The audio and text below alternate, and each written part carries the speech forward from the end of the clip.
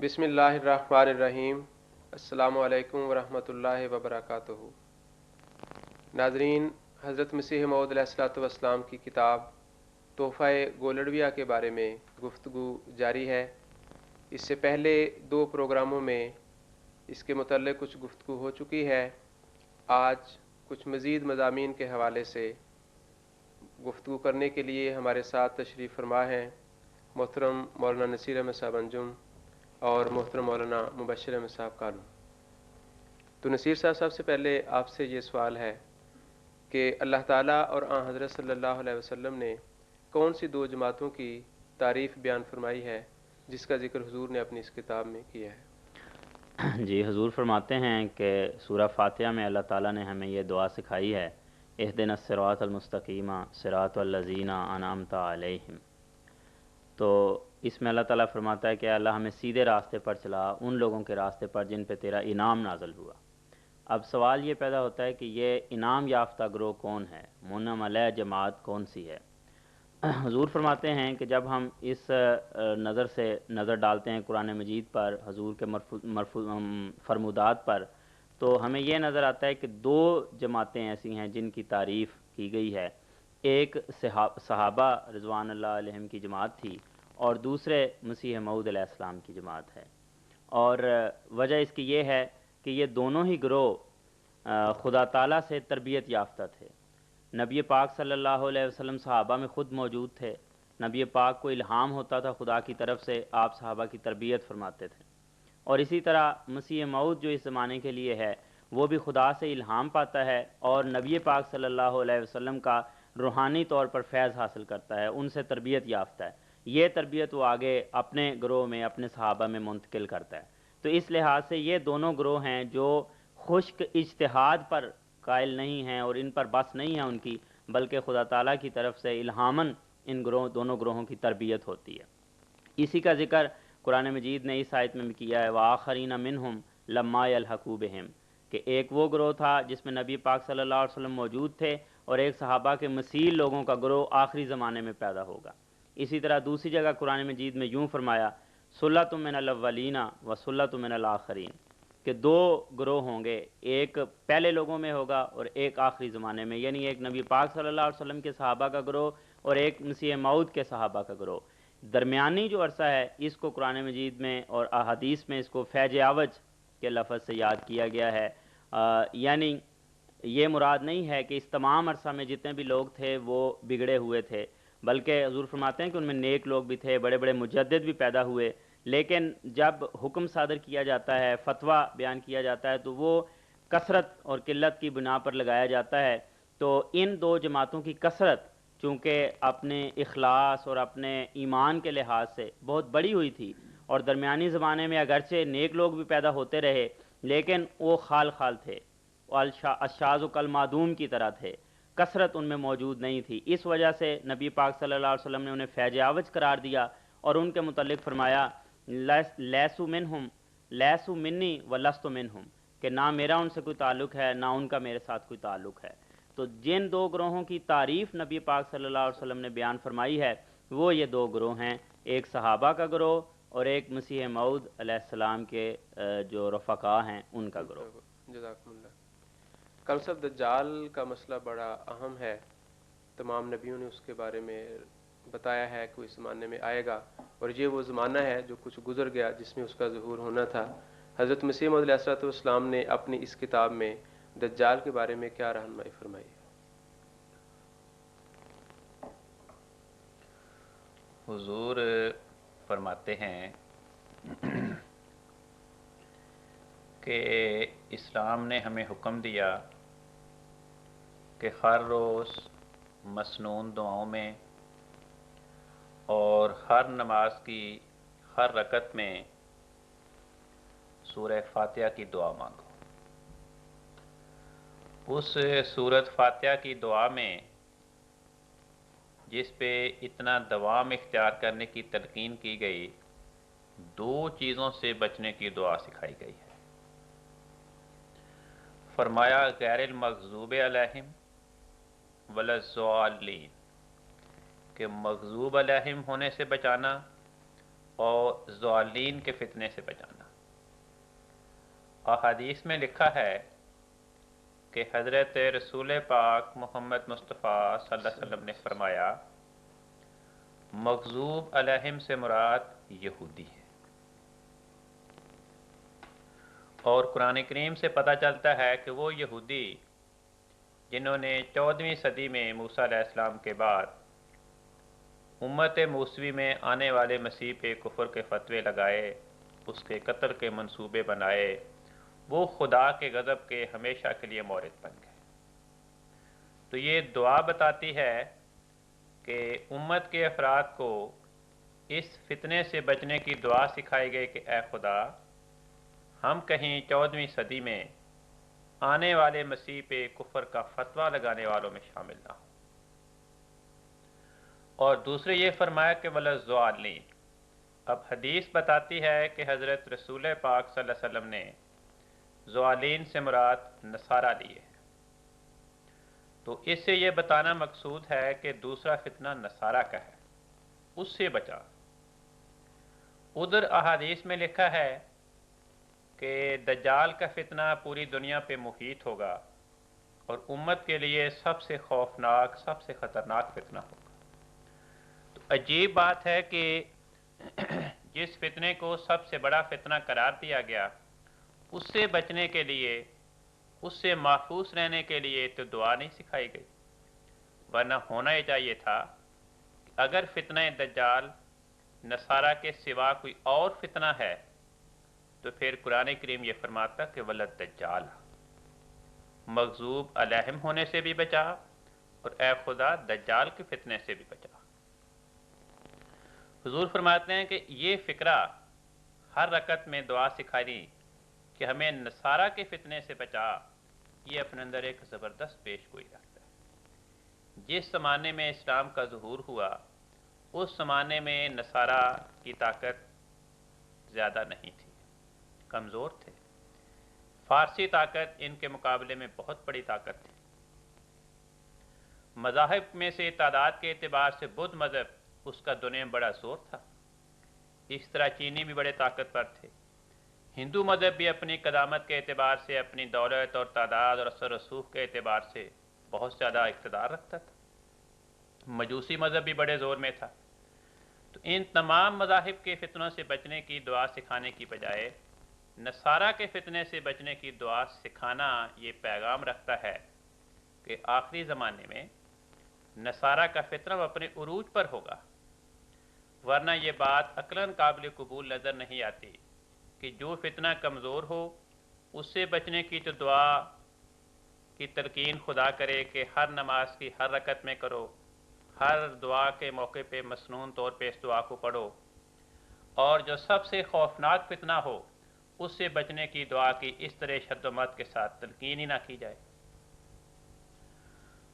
پھر حضور فرماتے ہیں کہ قرآن کریم نے ایک اور بھی اشارہ کیا۔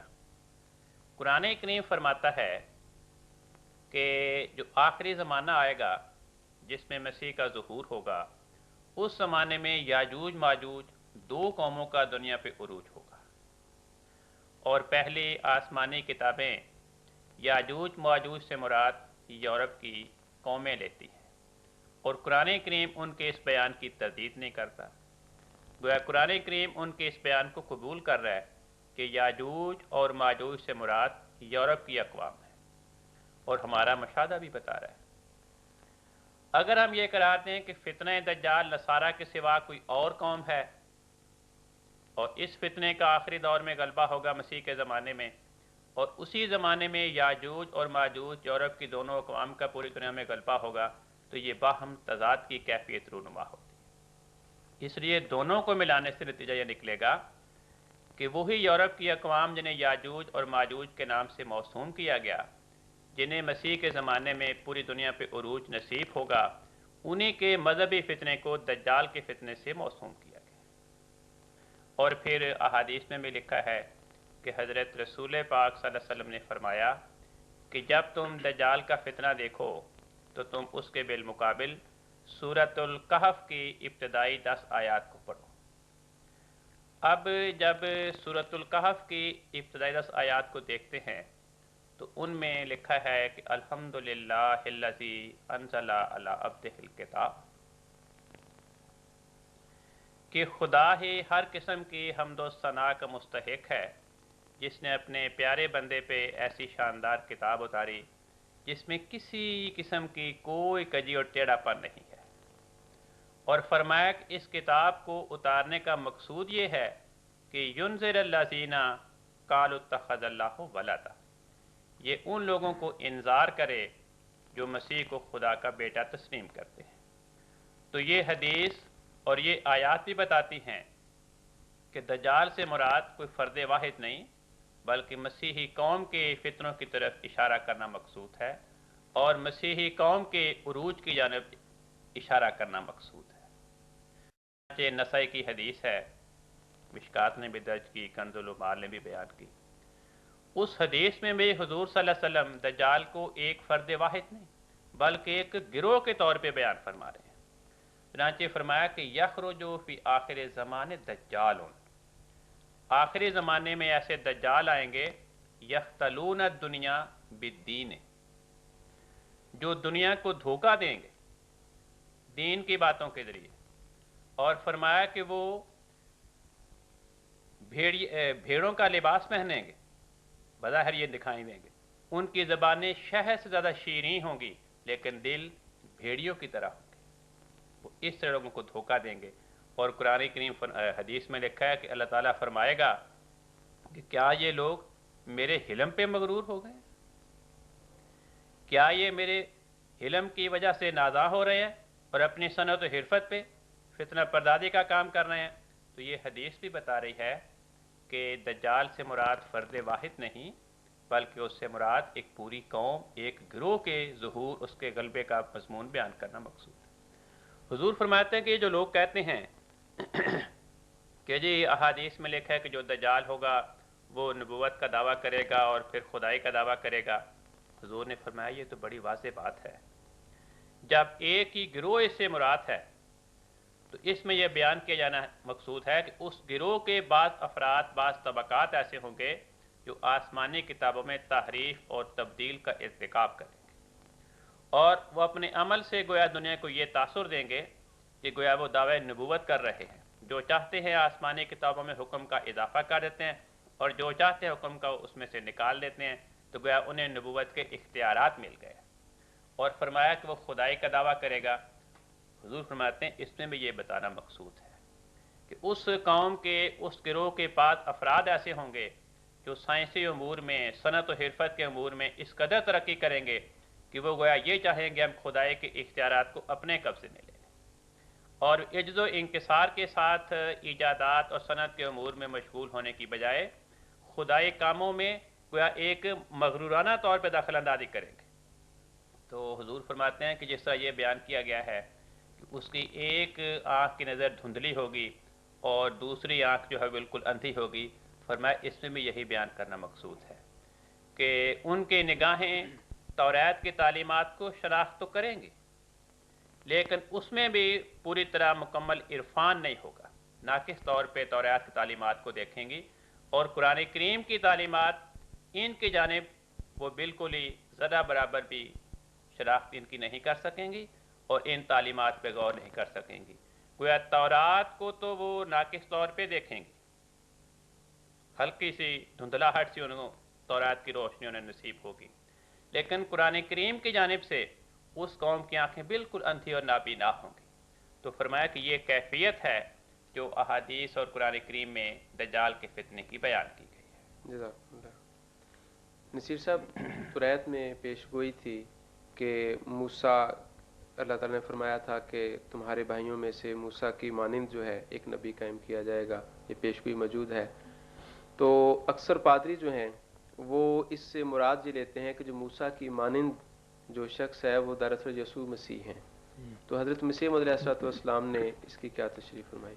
جی، استثناء میں یہ جو پیش گوئی ہے، حضرت موسیٰ کو اللہ تعالیٰ نے یہ فرمایا کہ میں تیرے بھائیوں میں سے تیری مانند ایک نبی برپا کروں گا، آگے لمبی تفصیل ہے۔ تو عیسائی اس سے مراد لیتے ہیں کہ یہ مثیل موسیٰ کی پیش گوئی جو موسیٰ جیسے ایک نبی کے آنے کے متعلق ہے، اس سے مراد یسوع مسیح ہیں۔ حضور نے دلائل کے ساتھ ثابت کیا ہے کہ یہ بات درست نہیں ہے. فرمایا کہ پہلی بات یہ ہے کہ تیرے بھائیوں میں سے آئے گا، یہ حضرت موسیٰ کو فرمایا گیا تھا. اب یہودیوں میں باپ سے نسل چلتی ہے اور حضرت مسیح تو بن باپ پیدا ہوئے ہیں، تو اس لیے وہ بھائیوں کے مستحق بنتے ہی نہیں، وہ قرار ہی نہیں دیے جا سکتے کہ وہ اسرائیلیوں کے بھائی کہلائیں. دوسری بات یہ ہے کہ تیری مانند، جو مانند ہوگا اس کے متعلق دیکھنے کے لیے چند باتیں ضروری ہوتی ہیں. سب سے پہلی بات، کیا دعویٰ کیا ہے جس کے متعلق پیش گوئی ہے، اس نے دعویٰ ہی نہیں کیا. حضرت مسیح نے کہیں نئے عہد نامے میں کسی جگہ یہ دعویٰ ہی نہیں کیا کہ میں مسیح موسیٰ ہو کر آیا ہوں.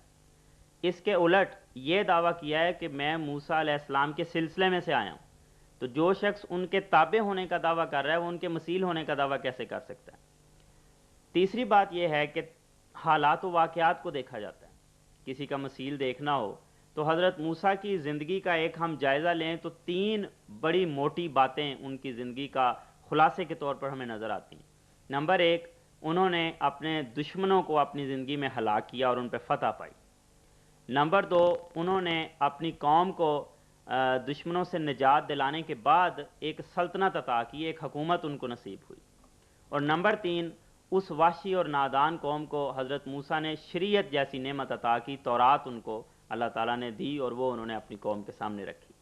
یہ 3 باتیں ایسی ہیں کہ کسی کو بھی اگر مثیل موسیٰ قرار دینا ہے تو اس میں ان باتوں کا ہونا ضروری ہے. لیکن حضرت عیسیٰ علیہ السلام میں یہ ایک بھی بات ان میں سے نہیں پائی جاتی تھی. نہ انہوں نے اپنے دشمنوں پر فتح پائی، بلکہ ساری عمر مظلومی کی تصویر بنے ہوئے انہوں نے گزاری.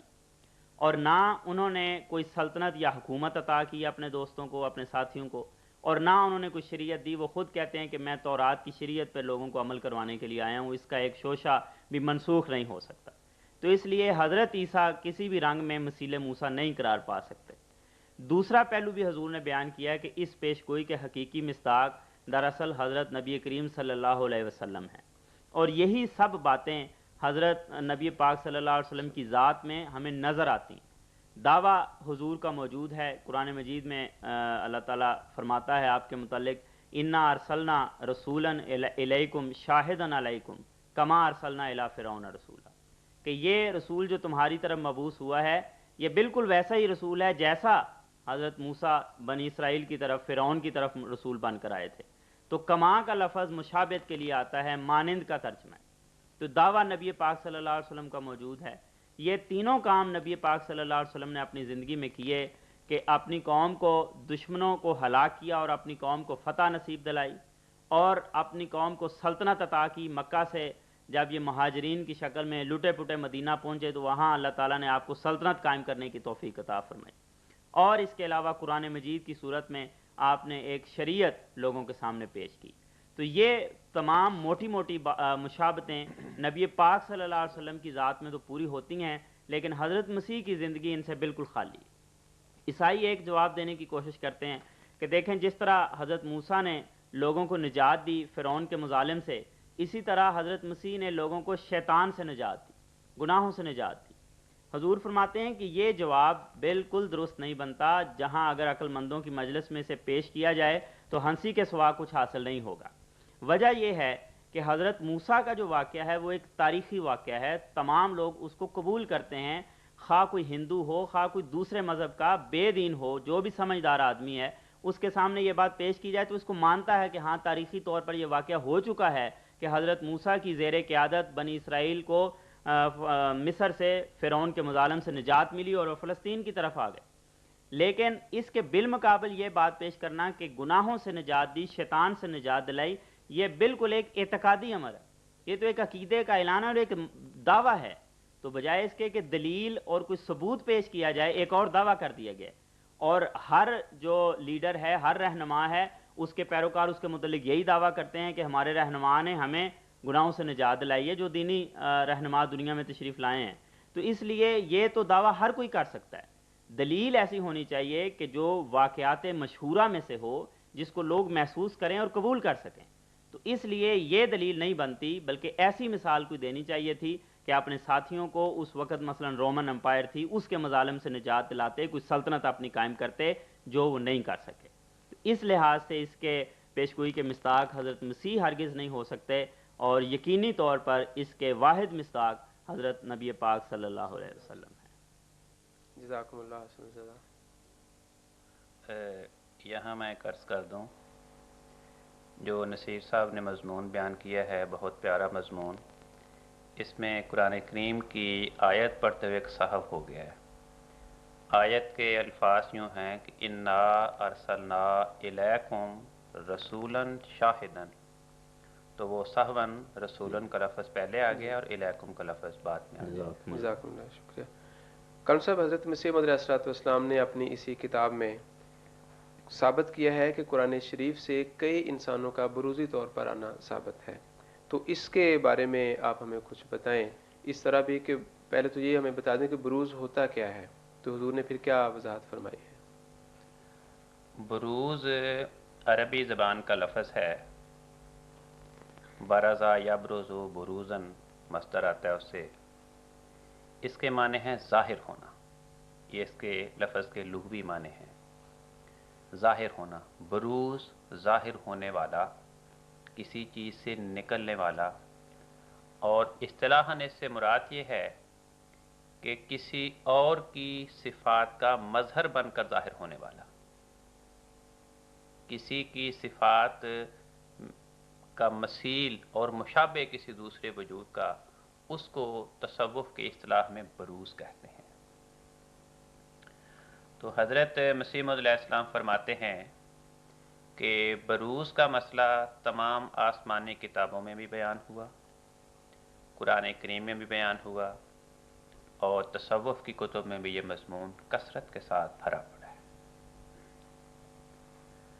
قرآن کریم سے پتہ چلتا ہے کہ کئی قسم کے بروز آئیں گے، جیسا کہ ابھی نصیر صاحب نے بیان کیا کہ یہی بیان کیا گیا کہ حضرت محمد مصطفیٰ صلی اللہ علیہ وسلم وہ حضرت موسیٰ علیہ السلام کے بروز یعنی مثیل بن کر آئے ہیں۔ پھر قرآن کریم نے یہ پیش گوئی کی آیت استخلاف میں سورۃ نور کے 7ویں رکوع میں کہ لَيَسْتَخْلِفَنَّهُمْ فِي الْأَرْضِ كَمَا اسْتَخْلَفَ الَّذِينَ مِن قَبْلِهِمْ، جس قسم کے خلفاء موسوی سلسلہ میں آئے تھے، اس قسم کے خلفاء کے بروز اور مثیل محمدی سلسلہ میں خدا تعالیٰ خلفاء کے طور پہ قائم کرے گا۔ تو گیا خلفائے سلسلہ محمدیہ کو خلفائے سلسلہ موسویہ کے بروز اور مثیل قرار دیا گیا۔ اسی طرح آیت آخرین منہم سورۃ جمعہ میں آئی ہے، اس میں آخری زمانہ میں مسیح کے زمانے میں مسیح کے صحابہ کو حضرت محمد مصطفیٰ صلی اللہ علیہ وسلم کے صحابہ کے بروز اور مثیل قرار دیا گیا۔ بلکہ عجیب بات ہے کہ سورۃ الانبیاء میں اللہ تعالیٰ ایک پیش گوئی کرتا ہے، پیش گوئی یہ کرتا ہے کہ آخری زمانے میں نیک اور بد تمام افراد کی روحیں بروزی طور پہ دنیا میں آئیں گی، نیکوں کے بروز بھی دنیا میں آئیں گے اور بدوں کے بروز بھی دنیا میں آئیں گے، اور اسی زمانے میں غلبہ اسلام کی پیش گوئی پوری ہوگی، اور وہی زمانہ مسیح موعود کے ظہور کا زمانہ ہوگا۔ چنانچہ قرآن کریم اس مضمون کو بیان کرتے ہوئے فرماتا ہے وَحَرَامٌ عَلَىٰ قَرْيَةٍ أَهْلَكْنَاهَا أَنَّهُمْ لَا يَرْجِعُونَ، کہ فوت شدہ بستیوں کے لیے ہم نے یہ بات حرام قرار دے دی ہے، وہ فوت ہونے کے بعد دنیا میں پلٹ کر واپس نہیں آئیں گے، حَتَّى اِذَا فُتِحَتْ یاجوج و ماجوج، یہاں تک کہ یاجوج اور ماجوج دونوں قوموں کی ترقیات کے دروازے کھول دیے جائیں گے، وَهُم مِّن كُلِّ حَدَبٍ يَنْسِلُونَ، اور وہ ہر بلندی سے ہر پانی کی لہروں پر سے پھلانگتے ہوئے دنیا میں ترقی کرتے چلے جائیں۔ اب یہ پیش گوئی کہ جب تک یاجوج اور ماجوج اقوام کی ترقی کے دروازے نہیں کھولے جائیں گے، اس وقت تک فوت شدہ قومیں پلٹ کر دنیا میں نہیں آئیں گی۔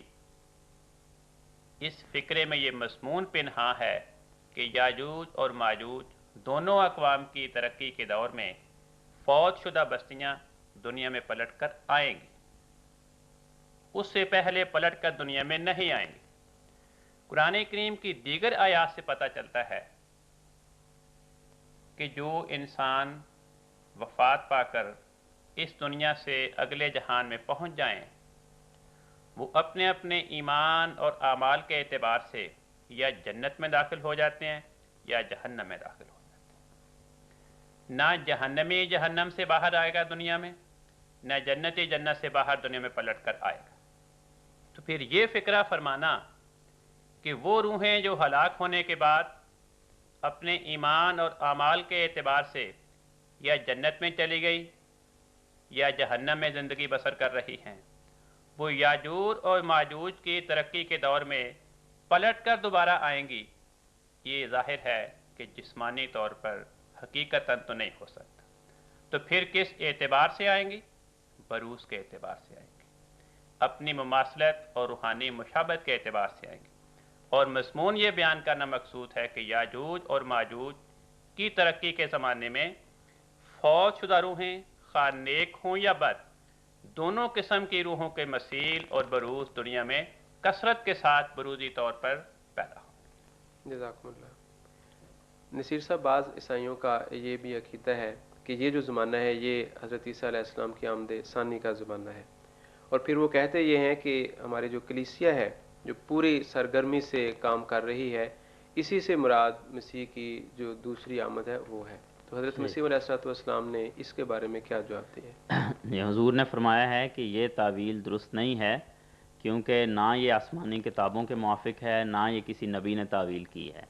فرمایا کہ عیسائیوں کو کہیں دور جانے کی ضرورت نہیں ہے، اس مسئلے کا حل حضرت مسیح کی عدالت سے صادر ہو چکا ہے۔ حضرت مسیح کے وقت میں بھی بعین ہی یہی مسئلہ اٹھا تھا ایلیا کے حوالے سے۔ یہودی حضرت ایلیا کا انتظار کر رہے تھے، ملاکی نبی میں یہ پیش گوئی تھی ان کے صحیفے میں کہ ایلیا جو آسمان پر گیا ہے وہ واپس آئے گا، اور مسیح سے پہلے یہودیوں کا انتظار تھا، ان کا یہ عقیدہ تھا۔ جب حضرت مسیح نے آ کے مسیح ہونے کا دعویٰ کیا تو انہوں نے یہ سوال رکھا، تو حضرت مسیح نے اس کے جواب میں فرمایا کہ ایلیا کی آمد ثانی یوحنا کی شکل میں ہو گئی۔ جس ایلیا کا انتظار کر رہے ہو وہ بعین ہی دوبارہ واپس نہیں آئے گا، بلکہ اس کا بروز ابھی بات ہو رہی تھی، تو وہاں بھی ایک بروز اسی طرح ایلیا کا بروز یوحنا کی شکل میں آیا۔ تو فرمایا کہ یہی تعویل حضرت مسیح کی یہاں چلے گی، یہاں بھی حضرت مسیح کا انتظار اسی طرح ہو رہا ہے کہ وہ آسمان سے آئیں گے، لیکن وہ نہیں آئیں گے اور ان کے رنگ میں ہو کر کوئی دوسرا شخص آئے گا۔ تو یہ جو تعویل کی جاتی ہے یہ چونکہ صحائف سابقہ کے خلاف ہے اور اس کے علاوہ حضرت مسیح کے اپنے فیصلے کے خلاف ہے، اس لیے عیسائیوں کو تو بدرجہ اولا اس کو رد کرنا چاہیے اور قبول نہیں کرنا چاہیے، اور اس دوسری طرف جانا چاہیے جو حضرت مسیح کا اپنا فیصلہ ہے۔ جزاکم اللہ۔ قانون صاحب، قرآن مجید میں یہ جو آیت ہے حضرت عیسیٰ علیہ السلام کے بارے میں کہ وما قتلوہ وما صلبوہ ولکن شبہ لہم، اس کے متعلق بعض لوگ یہ کہتے ہیں کہ یہاں جو شبہ لہم ہے اس سے مراد یہ ہے کہ حضرت عیسیٰ کے مشابہ، ان کی شکل کے مشابہ کسی اور شخص کو صلیب دیا گیا تھا۔ تو حضرت مسیح علیہ السلام نے اس خیال کا کیا جواب دیا؟ حضور فرماتے ہیں کہ یہ جو معنی اس آیت کے بیان کیے جاتے ہیں، ان معنوں کی تائید اور اس قصے کی تصدیق کہ کوئی اور شخص حضرت مسیح علیہ السلام کا ہم شکل وہ صلیب پہ چڑھایا گیا اور اس کا صلیب پہ انتقال ہوا، اس قصے کی تصدیق نہ تو قرآن کریم سے ہوتی ہے اور نہ ہی احادیث ان معنوں کی تائید کرتے ہیں۔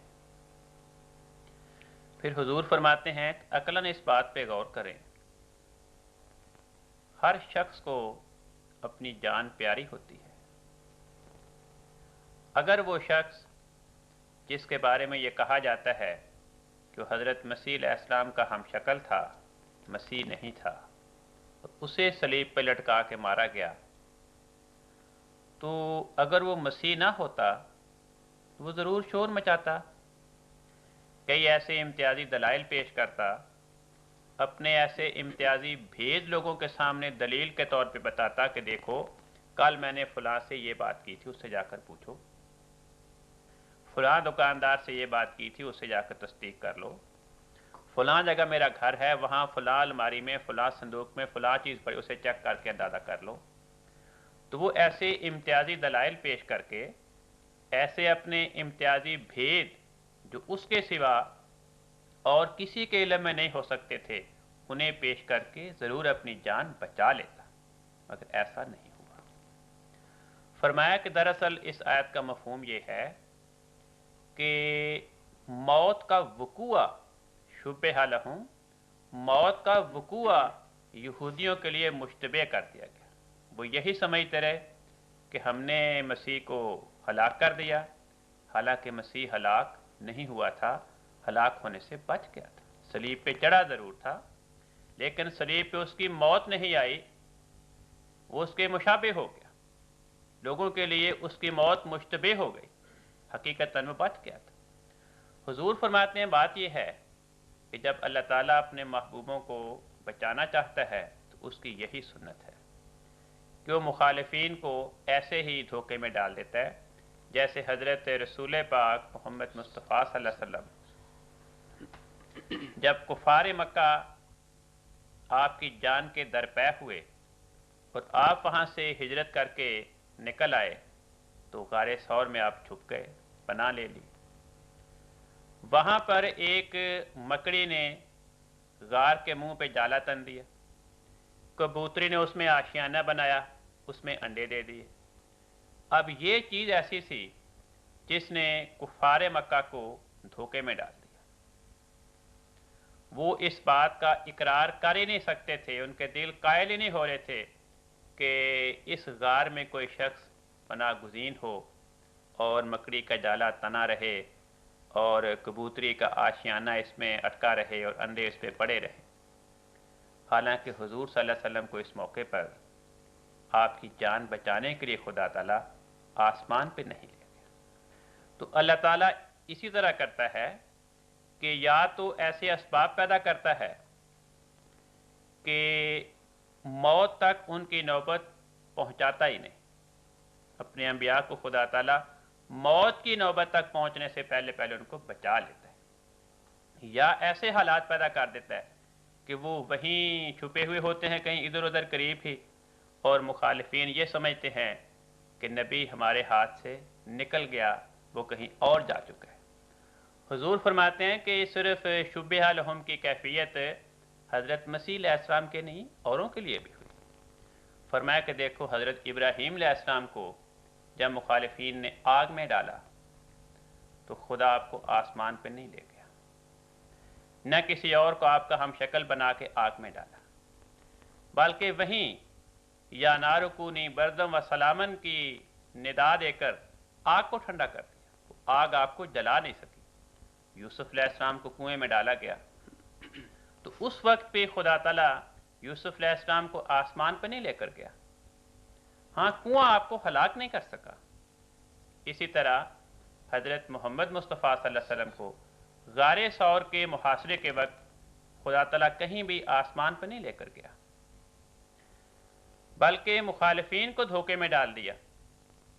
وہ حیران رہ گئے، وہ پریشان ہو گئے کہ یہاں تو کوئی چھپ نہیں سکتا، پتہ نہیں آپ ہمارے ہاتھ سے بچ کے کہاں نکل گئے. اسماعیل علیہ السلام کو جب ذبح کرنے لگے تو خدا تعالیٰ آپ کو آسمان پہ نہیں لے گیا، نہ کسی اور کو آپ کا ہم شکل بنایا، بلکہ وہ چھری آپ کو ذبح نہیں کر سکی. تو اسی قسم کی کیفیت خدا نے حضرت مسیح علیہ السلام کو بچانے کے لیے وہاں پہ پیدا کی، ورنہ خدا تعالیٰ ان کو آسمان پہ نہیں لے کر گیا. جزاکم اللہ خیر جزا. کرم صاحب آپ کا اور نصیر صاحب آپ دونوں کا بہت شکریہ. تو ناظرین، اسی کے ساتھ ہمارا یہ پروگرام ختم ہوتا ہے. حضرت مسیح موعود علیہ السلام کی ایک اور کتاب کے ساتھ ہم آئندہ پروگرام میں انشاءاللہ تعالی پھر حاضر ہوں گے. تب تک کے لیے اجازت دیں. اللہ حافظ.